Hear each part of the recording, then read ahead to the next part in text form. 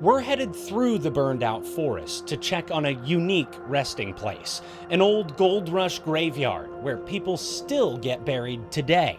See, none of this was burned when I was here the first time. I was hoping this was all going to make it. Yeah. The cemetery was definitely one thing I was worried about. We saw Larry West organizing people online to restore Whiskeytown Cemetery.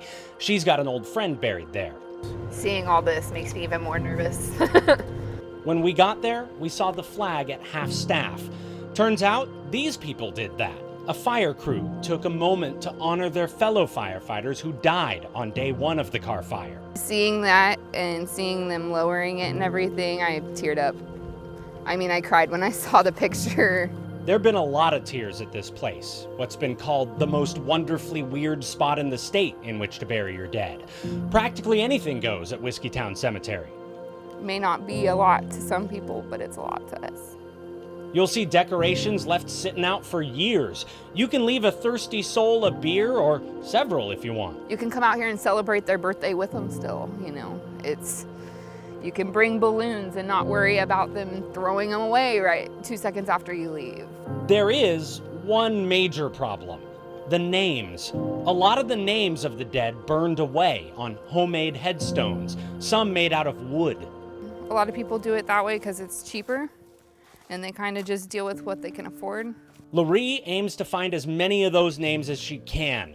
She's already organizing volunteers. With my friend being out here, it was definitely one of those things where it's like, okay, well, I could do that. You know, I can't build a house, but I can clean up a cemetery. To breathe new life into this home for the dead. Here, I mean, some of these graves haven't even been visited in years. So, I think they need people to look out for them too. I don't want to wipe my face, I have black all over my hands. Like a lot of things around here, it'll take a lot of sweat and tears to get this place back to something like normal. But at least for one moment, for this fire crew, the cemetery proved it still has a lot of comfort left to offer. It was kind of that moment of peace for them. And as much as those guys have gone through trying to put all this out,